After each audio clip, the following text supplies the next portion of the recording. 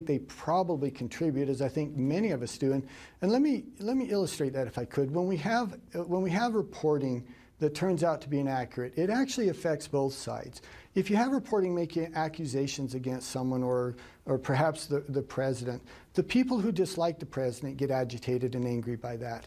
And then if it turns out not to be true, then the people who defend the president or like the president are angry because they said, look, he was falsely accused.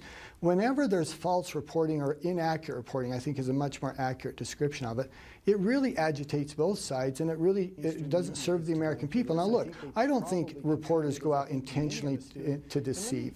I don't think they intentionally ever... On that point, Congressman, with all due respect, the president disagrees with you because he repeatedly says we, the news media, the mainstream news media, we call it fake news, we deliberately go out there and post false information. And I can assure you, if we do get it wrong, and journalism is the first draft of history, if we make a mistake, we try to correct it. We go out there as quickly as possible and correct it if there's a mistake out there. But the president, you know, he is determined to go after us, and it's clearly inappropriate. Well, and I would just, again, I would say, look, I don't agree necessarily that most reporters are out there trying to create or to report inaccurately or things that they know is not true. Maybe the president feels differently on that. But we do see cases where there's just clear bias in the reporting, there's a clear slant to it, and it does generate a lot of emotion, as I said, on both sides. And I'll give you a quick illustration. There are tens of millions of Americans right now today who are convinced that President Trump was colluding with the Russians to steal the election, even though there's no evidence of that. And when you have millions of Americans who think the president was colluding with Russians and stole the election, you can understand why that would create a lot of emotion, a lot of anger. And you saw some of that reflected in some of the dialogue that we've seen over the last certainly year or so. Well, all that is being investigated by the special counsel, Robert Mueller, who was named, as you know, by the Trump administration to go ahead and look into all those allegations. We'll see what, if anything, Robert Mueller and his team come up with at the end. But I know you, and I know where you stand, but look into the camera and tell us what you would like to hear at this sensitive moment from the President of the United States. Because when someone is out there who wants to try, apparently, to kill former presidents, former Secretary of State, former Attorney General, former CIA director, a sitting member of Congress, and others, and also attacks CNN in New York City, it's a sensitive moment, and the country deserves to hear precisely from the President. Well, and I would never tell the president what I think he should say, but I'll tell you what I would say and what I say in this situation, and that is this. It's, as I said, this is an act of political terrorism. It is always wrong. All of us should look at our dialogue with one another, see if we can moderate that, make it more reasonable, less emotional, and we'll be far better served if we all do that, on both sides do that. But if anyone crosses that line, whether it's attacking my friend Steve Scalise at a baseball field, whether it's chasing people out of restaurants, whether it is sending bombs that are designed to terrorize and they're clearly targeting one political persuasion, all of that is wrong. It should never happen. We should all condemn it. Do you believe the president should at least have the courtesy to call the former presidents, whether Bill Clinton or Barack Obama or Hillary Clinton and others, and just as a courtesy, tell them we're working on this, we can assure you the security will be tight? He hasn't even mentioned their names, let alone picked up the phone and given them a call. But if anyone crosses that line... Well, if I honestly have no idea what the protocol would be on something now, what the professional courtesy would be. I'm sure that Bill Clinton knows that they're working on this. I'm sure Secretary Clinton does and President Obama. I'm sure that they know that he's concerned about this. I suppose a phone call would be a courteous thing to do, but I don't know that I'm willing to sit here and condemn the president because he hasn't said their names specifically. It seems to me that's maybe stretching to find something to criticize him for when there's much more important issues we could talk about regarding this. But you remember what the president has said over these, long time, the news media, enemy of the American people. Just the other day, he was praising a U.S. congressman for body slamming a journalist for simply asking a question about health care. The president, he has to be careful. He's not just he's the leader of the free world. He's the commander-in-chief. He's the president of the United States, and words really do matter. Yeah, there's no doubt. And by the way, I would not call any member of the press the enemy of the American people, but I would call on the press to be accurate and fair and non-emotional in the reporting, and we have not seen as much of that over the last few years since this president has been elected. We have not seen as much as that as I wish we would have. And Wolf, I just think a lot of people feel that way. A lot of people feel like there's so much emotion, and in some cases, information that isn't very accurate, that's been reported as fact, and we turn out to find out that it isn't fact, and it isn't accurate. I just think the press, just like I can do better, just like the president could do better, I think it's fair to say that the press could do better on this as well. Well, you know, we're not perfect by any means, but when we do make a mistake, we try to correct it as quickly as possible, and I can assure you, and our viewers know, we don't deliberately try to put out fake news or anything along those lines. We try to be as responsible and as accurate as we possibly can. Next time you speak to the president, you may want to mention to him, just privately, without the cameras rolling, you know, this is not a good time to be slamming the news media, because there are crazy people out there, as you and I know, who believe that kind of junk, and we don't know what they do. And in this particular case, we have no idea who's responsible for this. Law enforcement is looking. We hope they find the suspect or suspects soon, so we can all move on and learn from this awful experience. No doubt about it. All right, Congressman Stewart, as usual, we appreciate your joining us, as always. Thank you very much. Thank you. All right, there's much more on the breaking news coming up. New details emerging as far as the search for the serial bomber and suspected domestic terrorist or terrorists. And are there other package bombs still out there? We're going to have more on the FBI's disturbing new warning. The Situation Room with Wolf Blitzer, brought to you by Otezla. Learn more at Otezla.com. If you have moderate to severe psoriasis or psoriatic arthritis, little things can be a big deal. That's why there's Otezla. Otezla is not an injection or a cream. It's a pill that treats differently. For psoriasis, 75% clearer skin is achievable with reduced redness, thickness, and scaliness of plaques. For psoriatic arthritis, Otezla is proven to reduce joint swelling, tenderness, and pain. And the Otezla prescribing information has no requirement for routine lab monitoring. Don't use if you're allergic to Otezla. It may cause severe diarrhea, nausea, or vomiting. Otezla is associated with an increased risk of depression. Tell your doctor if you have a history of depression or suicidal thoughts, or if these feelings develop. Some people taking Otezla reported weight loss. Your doctor should monitor your weight and may stop treatment. Upper respiratory tract infection and headache may occur. Tell your doctor about your medicines and if you're pregnant or planning to be. Otezla. Show more of you. Today, 97% of employers agree that skills like teamwork, attention to detail, and customer service are critical to business success, like the ones we teach here every day. I was on the fence about changing from a manual to an electric toothbrush, but my hygienist said going electric could lead to way cleaner teeth. She said get the one inspired by dentists, with the round brush head. Go pro with Oral-B. Oral-B's gentle rounded brush head removes more plaque along the gum line for cleaner teeth and healthier gums. And unlike Sonicare, Oral-B is the first electric toothbrush brand accepted by the ADA for its effectiveness and safety. What an amazing clean. I'll only use an Oral-B. Oral-B. Brush like a pro. It's the genuine article. Can You Ever Forgive Me has been certified fresh on Rotten Tomatoes. Top critics are raving. Can you keep a secret? Oh my. Melissa McCarthy is a force of nature. I'm embellishing literary letters by prominent writers. How much you getting for them? 1 month's rent. Wow. Like you've never seen her before. It's a captivating true story. I'm gonna go to jail for this. You always put her down on everything, you know? Can You Ever Forgive Me? Rated R. Its effectiveness and safety. What an amazing clean. I'll only use an Oral-B. Hi, I'm famous. And this is a commercial. It's the genuine article. Can You Ever Forgive Me has been certified fresh on Rotten Tomatoes. Top critics are raving. Yeah, I'm like nervous and excited. Today's a good day to make a plan for your financial goals and your everyday ones too. PNC can help. We'll be with you every step of the way. Let's start today. Your insurance rates skyrocket after a scratch so small you could fix it with a pen. How about using that pen to sign up for new insurance instead? For drivers with accident forgiveness, Liberty Mutual won't raise their rates because of their first accident. Switch and you could save $782 on home and auto insurance. Call 1-888-592-3456 for a free quote today. Liberty Mutual Insurance. Today's a Liberty, liberty, liberty, liberty.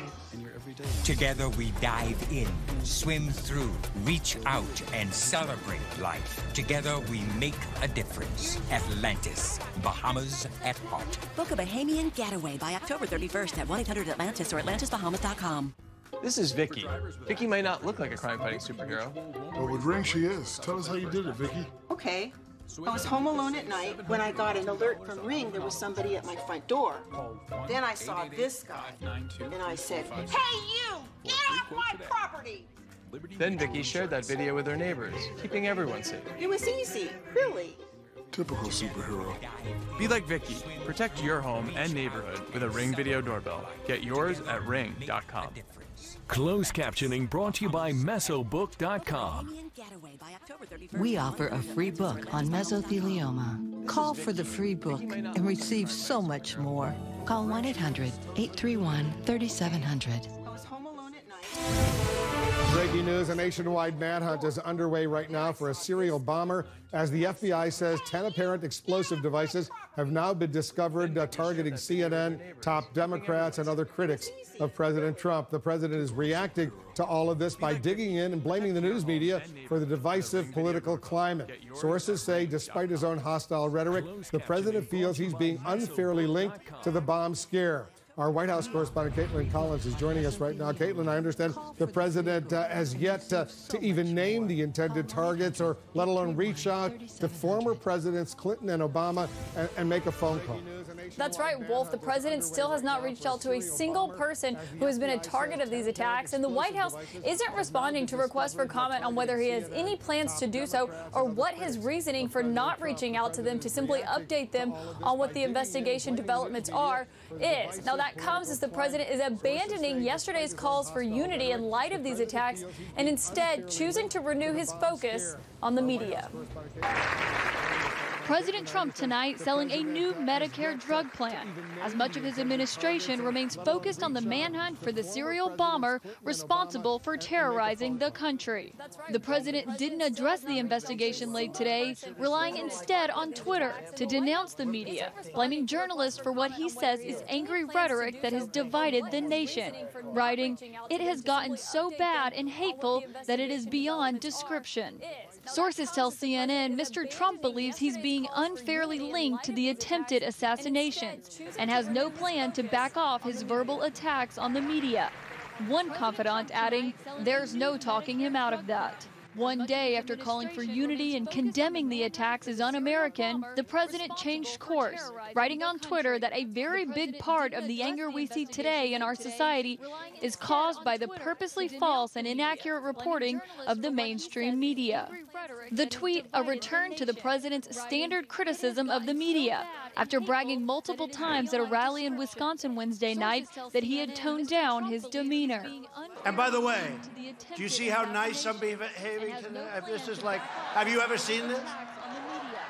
We're all behaving very well. But even at the rally, his come-together sentiment was short-lived. Trump got one of his biggest applause lines when he said this. The media also has a responsibility to set a civil tone and to stop the endless hostility and constant negative and oftentimes false attacks and stories. Sources tell CNN Trump has no plans to take responsibility for inflaming tensions with his divisive comments. Will you tone it down tonight, Mr. President? CNN is told Trump has made no phone calls to any of the targets of the attacks, including Clinton, former President Barack Obama, and former Vice President Joe Biden. Biden became the 10th known target of the attacks today after two packages similar to the ones sent to other prominent figures were discovered at Delaware postal facilities, setting off a new wave of alarm in the country. Now, Wolf, the president hasn't called anyone targeted in these attacks, but he did phone the governor of New York, Andrew Cuomo. They talked about the investigation, and Cuomo told Brooke Baldwin earlier that the president, quote, pledged full support from all federal authorities. Now, when asked if they talked about the president's rhetoric during that phone call, the governor said no, but they did discuss the investigation. Wolf. All right, Caitlin, thanks very much. Caitlin Collins at the White House. We've got our panel here, our correspondents and our analysts. We have a lot to assess. I want everybody to stand by. We've got to take a quick break. We'll be right back. Smell that? It's crispy, juicy, deep-fried turkey with hints of pepper bacon, Swiss cheese, cranberry spread, and notes of, not burning down your house. Arby's, we have the meats. For sandwiches. Breathe freely fast with Vicks Sinex. The congestion's gone.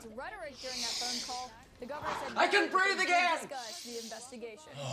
I can breathe again! Vicks Sinex. Breathe on. What's the order? What you don't see can hurt you. Today's connected world is full of threats you may not see if you just monitor your credit to help protect your identity. LifeLock sees more, like your personal information on the dark web. And now with the power of Norton, we detect threats like ransomware too, to help protect your identity and devices. Plus, if there's an identity theft problem, we'll work to fix it with our $1 million protection package. Get new LifeLock with Norton, starting at $9.99 a month. While using smartphones and tablets is second nature to us, the same may not be true for your mom or dad, which means they can find themselves isolated from you and the family. Good morning. GrandPad, powered by Consumer Cellular, gives you the opportunity to change that. Hi, Mom.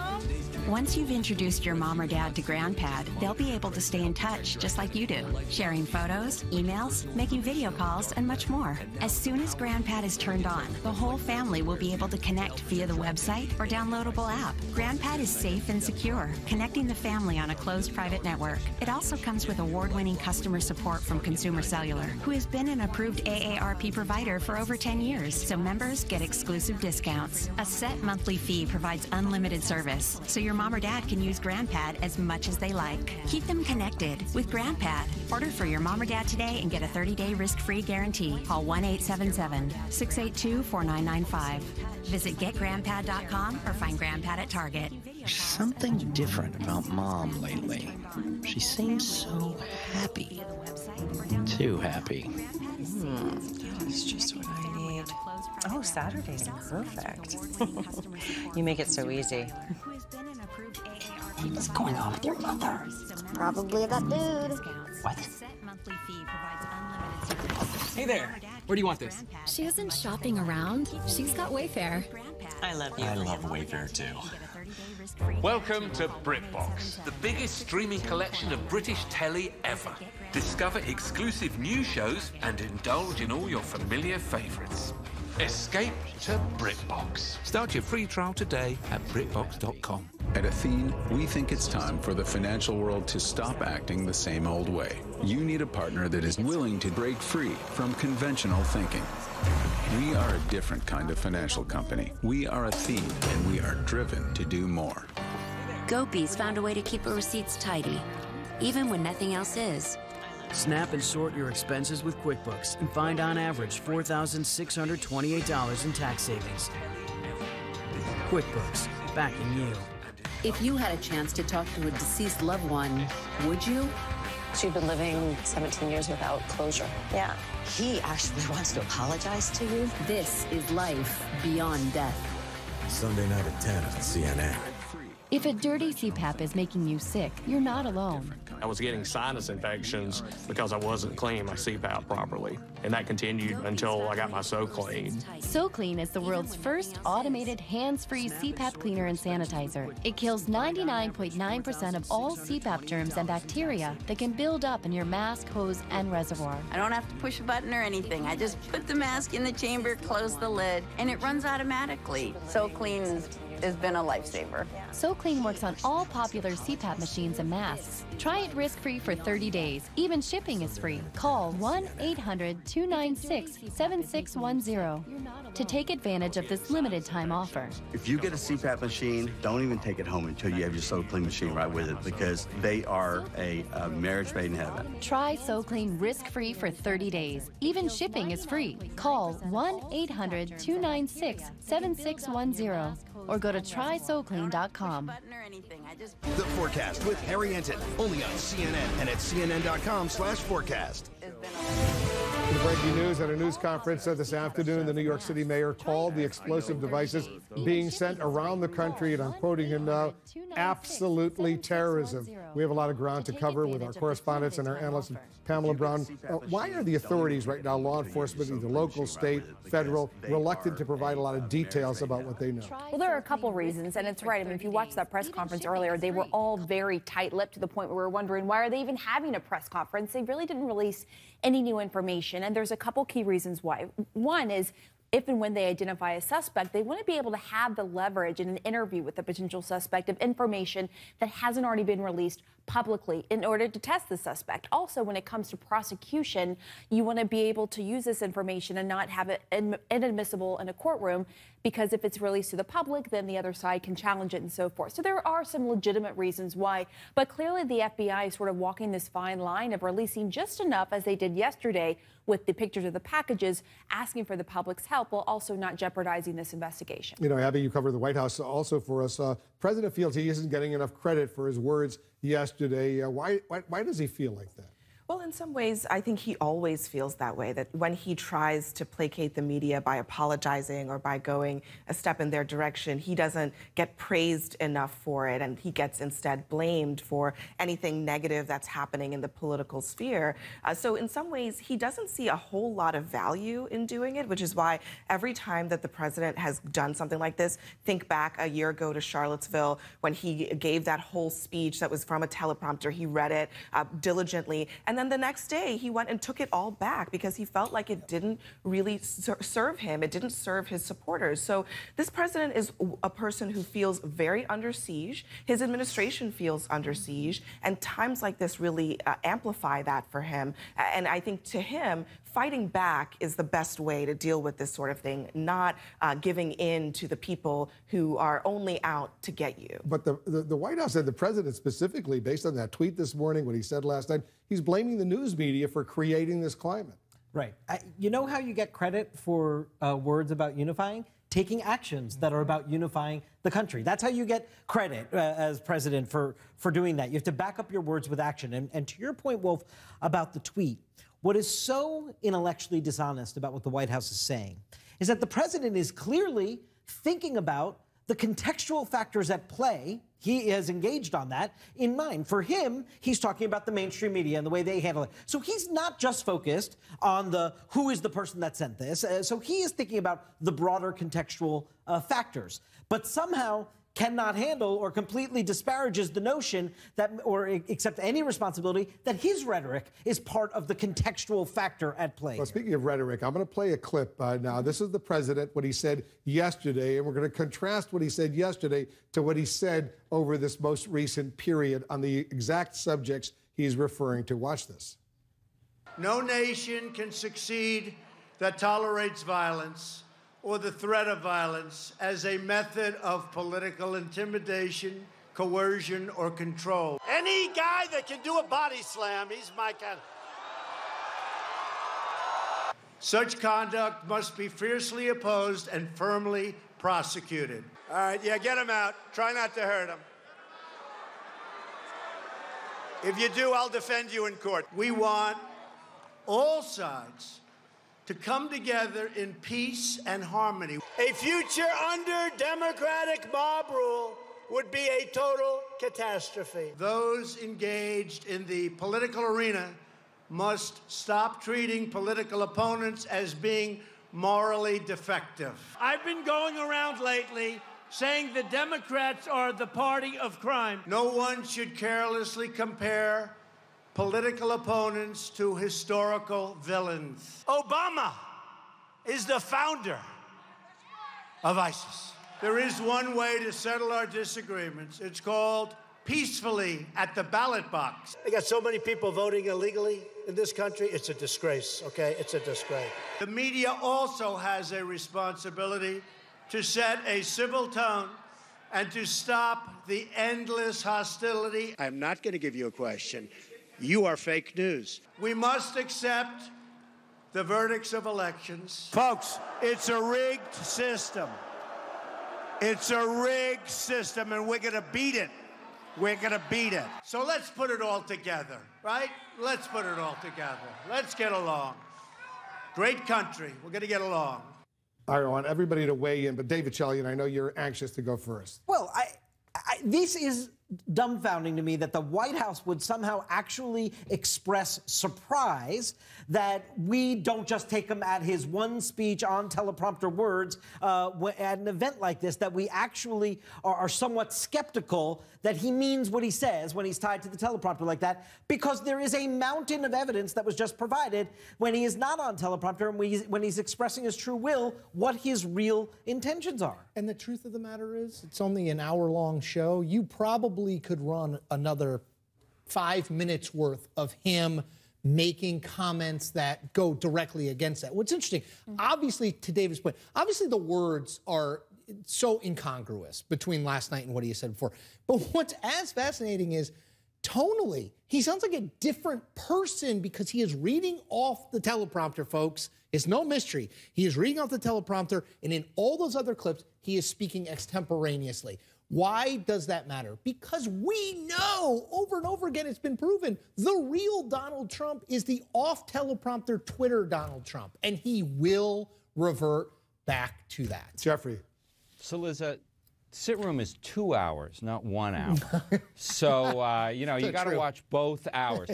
Look, all you need to know about Donald Trump, I think, is the fable of the scorpion and the frog. It's his nature. He really hates the news. He hates us. So he doesn't pretend not to hate us. He hates Barack Obama. So he doesn't pretend not to hate Obama. You know, we're always like saying, oh, you know, he should say this, he should say that. He's not going to say any of that gracious stuff because that's not who he is. And you know, we can you know, twist ourselves in knots and say, well, you know, what he really should do is try to bring the country together. When are we going to learn that he's never going to do that? Because the right thing to do, at least, would be make a phone call to the former presidents, the former vice president, and just say, you know what, sorry, what's going on? We're working on it, and don't worry, everybody's going to protect you. Yeah, and like, when would you think Donald Trump would do that? Yeah. That's not how he behaves. And he doesn't. I mean, it's just not how he behaves. And you know, as Chris says, yes, occasionally he'll read things off a teleprompter that they tell him to say, like, yeah, we abhor violence, blah blah blah. But then, when he's actually speaking extemporaneously, it's obvious what he really thinks. And he doesn't. He does not see. I think the biggest difference between, you're talking about past presidents, the biggest difference among many, one of which is he doesn't tell the truth all the time. But the biggest difference, I think, between Donald Trump and past presidents is he does not regard the presidency as a place by which to show moral leadership and moral authority. He doesn't. Charlottesville is the shining example, but there are lots and lots of other examples. His belief is how does this affect me? He does not see himself as a moral leader for the country in word or deed. We keep coming back to it. Sorry, Will. And he doesn't even mention the targets of this terror attack by name. Right, exactly. One of which he had just gone after, a couple of days before during the rally, Maxine Waters, saying that she had a low IQ, which was especially rich that then he said last night during the rally that we shouldn't go after our political opponents for being morally defective. I think some of us were scratching our heads. And I can tell you from talking to White House officials, as I'm sure you have too, Abby, they balk at the question of, well, should the president tone down his rhetoric in the wake of what has happened? Now, he did, to be fair, tone it down by comparison last night. But officials are very defensive, saying, how dare you basically even ask that question, even insinuating that his dialogue, his rhetoric could have contributed just to the context, the political discourse surrounding what happened. Yeah, and they are also they know that the president himself is never going to do that. So they are taking umbrage to the question, why won't he dial it back? In part because they already know that he's never going to do that, and they don't want to be in the position of having to answer for him. This is a president who his mantra is punching back. He does it every single time. It used to be something that we talked about in the campaign. It didn't change when he became president. He didn't decide to sit on something of a pedestal and say, I'm going to be the shining example here for the rest of the country, moral leadership and whatnot. He never did that. He's never changed his strategy. And his aides, because they work for him, they work in the building with him, they are like him in that way. They ascribe to the same mentality about it. I think many of them are aware that it's not always politically advantageous to do it. But I think at this point, it's been 2 years of the Trump presidency. They believe in his methodology. They have signed onto it, and they are going to back him up on this one. His strategy, Wolf, here, just from a crass political perspective here that Abby's talking about. This is a base strategy. That's how he's governed for the better part of a year and a half. That's how he's chosen, and he believes has gotten validation of success. He got into office this way. He believes he's maintained this rock-solid level of support among his supporters. So while other presidents may have taken this moment, called for national unity, actually backed it up in the actions they've taken thereafter, like you said, reach out, make phone calls, what have you. He relishes this fight with the media. He loves that he's out there blaming the media and that the media is criticizing him, because that can program friendly media for him, double down his efforts with his supporters, and completely stay with that base strategy, which he believes is going to help his party stem some losses this year, save the Senate perhaps. He is wholeheartedly committed to this base strategy. I want everybody to stand by because there's more breaking news we're following. Authorities now warning more bombs may be discovered as the manhunt nation